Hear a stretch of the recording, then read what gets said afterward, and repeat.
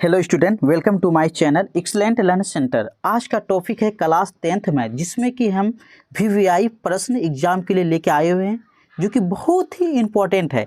आप लोग इस प्रश्न को अवश्य तैयारी करें, एग्जाम के लिए अच्छा रहेगा।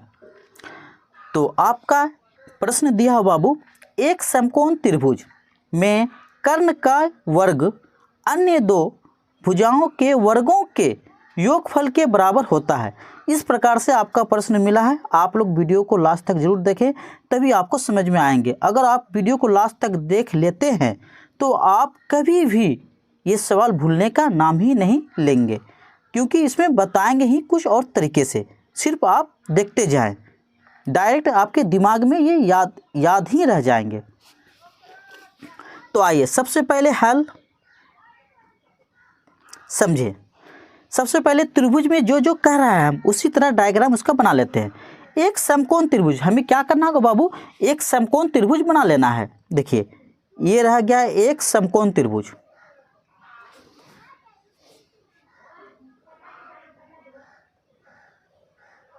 ये हो गया, ये क्या हो गया बाबू, एक समकोण त्रिभुज। अब इसका नाम देते थे बाबू ए बी सी। समकोण क्या होता है, ये 90 डिग्री का होता है, ठीक। अब इसमें कह रहा है बाबू, कर्ण का वर्ग अन्य दो भुजाओं के वर्गों के योगफल के बराबर होता है। तो आप लोग को बता दें कि इसमें कर्ण कौन सा होता है बाबू, जब ये 90 डिग्री का हो तो 90 डिग्री के जस्ट सामने वाली भुजा, ये क्या होता है, कर्ण होता है। ये तो आप जान गए। AC इसमें क्या निकल के आ रहा है बाबू, कर्ण आ रहा है। तो क्या दिया हुआ है, कर्ण का वर्ग, मतलब इसका वर्ग करेंगे अन्य दो भुजाओं के वर्ग, मतलब इनका भी वर्ग करेंगे। ABC अन्य दो भुजा, ये रह गया बाबू AB का स्क्वायर प्लस BC का स्क्वायर, यानी कि AC स्क्वायर बराबर हमें AB square plus BC square. ये हमें क्या करना होगा, सिद्ध। तो सबसे पहले जो दिया है वो लिख लेते हैं बाबू। यहाँ समझे, दिया है हमें, क्या दिया है बाबू कि त्रिभुज ABC, समझे, त्रिभुज ABC में देखिए कोण भी ये दिया है बाबू। कोण भी कितना डिग्री, 90 डिग्री है, ये दिया है बाबू, समझ रहे हैं। आगे हमें इसमें सिद्ध करना है, समझें। सिद्ध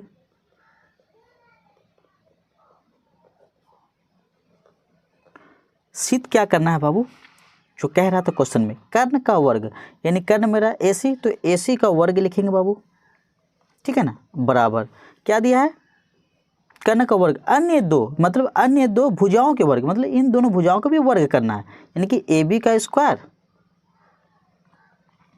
प्लस BC का स्क्वायर। यही हमें सिद्ध करना है। अब इसमें सिद्ध करने से हम एक रचना कर लेते हैं। पहले सिद्ध करने से पहले हमें क्या करेंगे, इस सवाल में रचना करना होगा। तो हम यहाँ लिखेंगे बाबू रचना। अब देखें, रचना कर लेते हैं। हम क्या करते हैं, B से एक लंब, इसका नाम हम D डाल देते हैं बाबू, ठीक है ना। जो लंब गया ये समकोण होगा बाबू, इधर से भी इधर से भी। तो हम यहाँ लिख देंगे इसमें रचना में BD। लंब बाबू किस पे आ रहा है, BD लंब AC पे आ रहा है, तो हम यहाँ लिख देंगे AC पर डाला, ठीक है ना। इस प्रकार से हमने रचना कर लिए। अब यहाँ लिखेंगे आगे प्रमाण। अब यहाँ से सवाल मेरा स्टार्ट होगा बनना। प्रमाण में सबसे पहले हम इसमें दो त्रिभुज लेना होगा। इस त्रिभुज में ध्यान दे, 3 त्रिभुज हो रहा है। पहले तो देखिए ABC का एक त्रिभुज हो रहा है बड़ा वाला। दूसरा त्रिभुज समझे यहाँ पे क्या हो रहा है, ABD हो रहा है। और तीसरा त्रिभुज इसमें बन रहा है, देखिए यहाँ पे BDC बन रहा है ना। तो 3 त्रिभुज इसमें बन रहा है। तो हम इसमें 2 त्रिभुज लेंगे।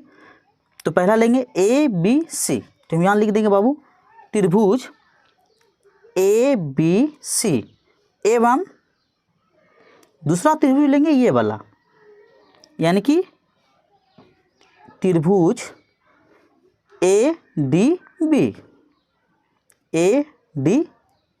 में। इस प्रकार से हमने 2 त्रिभुज लिए, एक बड़ा वाला त्रिभुज लिए बाबू, एक ये वाला त्रिभुज लिए। ये त्रिभुज अभी नहीं ले रहे हैं, समझ रहे हैं। आगे इसमें ध्यान दें, ये बड़ी वाली त्रिभुज में देखो समकोण B आ रहा है बाबू, और इस वाले त्रिभुज में यहाँ से समझे इस वाले त्रिभुज में समकोण क्या आ रहा है, ये डी आ रहा है ना, देखिए डी पे 90 डिग्री हो रहा। तो हमको इसको लिखना होगा बाबू, कौन ये बी बराबर कौन क्या आ रहा है, डी कितना डिग्री आ रहा है बाबू, 90 डिग्री प्राप्त हो रहा है। एक चीज़ इसमें ध्यान दे बाबू, यहाँ समझना, इसमें एक चीज़ बना के दिखाते हैं आप लोग को। सबसे पहले बड़ी त्रिभुज क्या है, ए बी सी। हमने यहाँ एक त्रिभुज बनाते हैं, ये त्रिभुज समझिए ए बी सी, ये बी 90 डिग्री था। दूसरा त्रिभुज में क्या हो रहा है बाबू, डी समकोण बना हो रहा है, यानी कि ए डी बी। तो हम यहाँ पे बना लेते हैं त्रिभुज ए, जिसमें डी समकोण थे, समकोण यहाँ पे डालेंगे बाबू डी, इसका नाम दे देंगे ए डी बी। समझ, इस प्रकार से हमने 2 त्रिभुज बनाए बाबू। अब इसमें समझना, एक ए बी सी त्रिभुज, एक ए डी बी में, दोनों में क्या मिल रहा है बाबू, देखिए कोण ए इसमें भी मिल रहा है, कोण ए इसमें भी मिल रहा है ना। तो हम इसी चीज़ को लिखेंगे बाबू, यहाँ पे कोण ए बराबर कोण ए लिखेंगे, कोण ए बराबर कोण ए, कारण उभयनिष्ठ दोनों में प्राप्त हो रहा है, उभयनिष्ठ। अगर ये उभयनिष्ठ प्राप्त हो रहा है तो हम इसे क्या कह सकते हैं, त्रिभुज ए बी सी समरूप हो रहा है त्रिभुज ए डी बी, ये तब समरूप हो रहा है। तो हम यहाँ लिखेंगे आगे, त्रिभुज ए बी सी समरूप, इस प्रकार का होता है निशान, क्या हो रहा है, त्रिभुज ए डी बी। अब कारण भाई, तो कारण लो, जान लो कि दोनों में जो ये एंगल यानी कि कौन कौन दोनों में मिल रहा है, तो हम लिख देंगे कारण एंगल एंगल, यानी कि कौन कौन समरूपता से, यानी कि ए समरूपता से। इस प्रकार से हमने ये कारण लिख दिए। अब जब एंगल एंगल समरूप होगा तो इनकी जो ये भुजा होता है ए बी, इनका ए डी के बराबर होगा, इनका ए सी जो होता है बाबू ये ए बी के बराबर होगा। तो हम लिखेंगे ए बी बटे ए डी, यहाँ लिख लेते हैं बाबू, ए बी बटे ए डी, अब बराबर होगा बाबू मेरा ए सी बटे ए बी, ए सी बटे ए बी, यहाँ पे इसलिए दीजिएगा, इसलिए आगे समय इसे अब हमें कैचिया गुना करना होगा, यानी कि A B Guna A B करना होगा। तो यहाँ होगा A B Guna A B करेंगे तो क्या होगा बाबू, ए बी स्क्वायर, अब बराबर ए सी गुना ए डी, ये अलग अलग है तो लिखा जाएगा ए सी गुना ए डी। इसे हमें समीकरण 1 मानना होगा। पुनः समझिए, हमने बाबू इस त्रिभुज में लिए थे, एक तो ए बी सी में लिए थे, दूसरा इस त्रिभुज में लिए थे।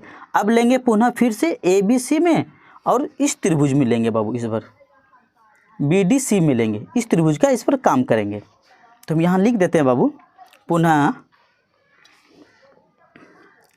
त्रिभुज ए बी सी एवं त्रिभुज बी डी सी में, इस प्रकार से हमने लिख दिए। अब इसमें देखिए बाबू कि दोनों में क्या क्या मिल रहा है, इसमें भी देखें कोण बी 90 डिग्री है, इसमें भी कोण डी 90 डिग्री है, दोनों हो रहा है ना, ये भी 90 डिग्री हो रहा है, ये भी यहाँ देखो 90 डिग्री का ये चिन्ह बना हुआ, ये भी डी 90 डिग्री प्राप्त हो रहा है। तो हम यहाँ पे लिखेंगे बाबू कोण बी बराबर कोण डी क्या हो रहा है, 90 डिग्री हो रहा है प्राप्त।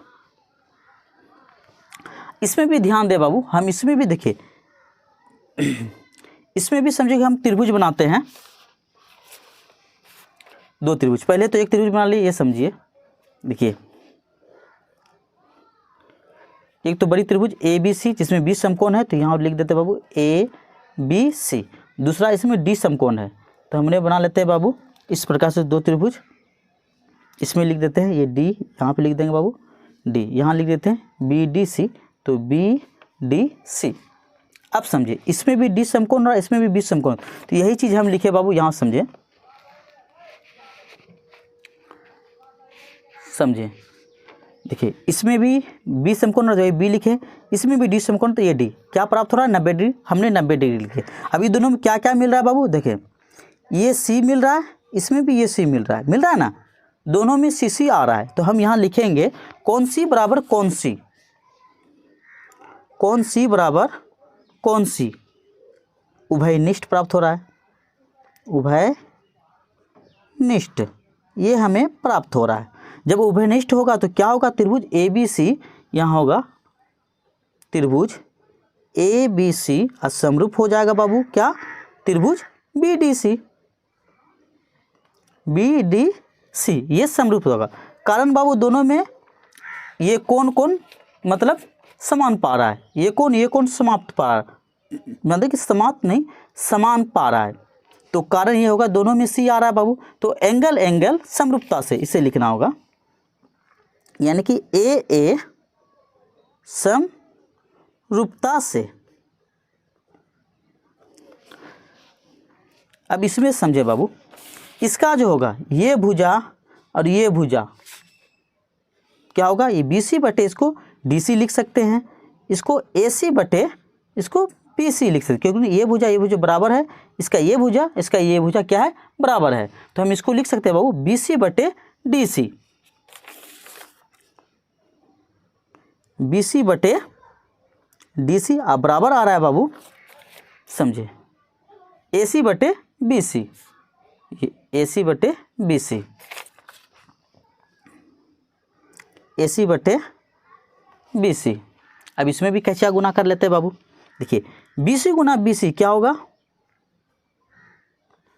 बी सी स्क्वायर अब बराबर ए सी गुना डी सी हो जाएगा, अलग अलग है, ए सी गुना डी सी, इसे हमें समीकरण 2 मानना होगा। अब हम समीकरण 1 और समीकरण 2 को जोड़ने पर लिख लेते हैं। अब समीकरण 1 जोड़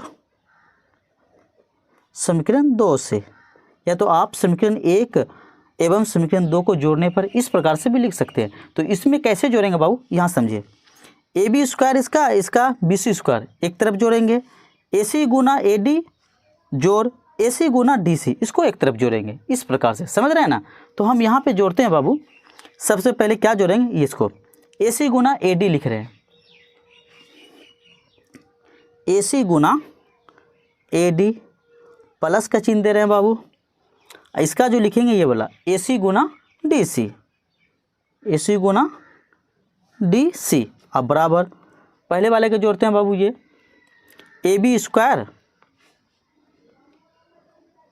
स्क्वायर प्लस इसका जोड़ते हैं बी सी स्क्वायर, इस प्रकार से, यानी कि स्क्वायर वाला एक तरफ, इस सबको एक तरफ। अब देखिए यहाँ क्या क्या मिल रहा है बाबू, ए सी यहाँ मिल रहा है, यहाँ ए सी, तो हम क्या करेंगे ए सी कॉमन ले लेते हैं, यहाँ लिख देते हैं बाबू ए सी कॉमन, समझे, ए सी जब कॉमन ले तो क्या बच रहा है यहाँ पे ए डी, तो हमने यहाँ ए डी लिख दिया बाबू,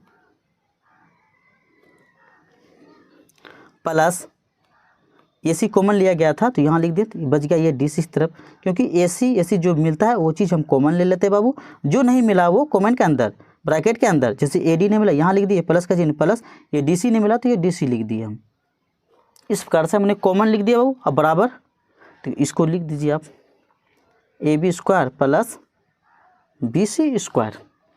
अब आगे देखें बाबू, ये ए सी है तो हमने ए सी लिख देते हैं,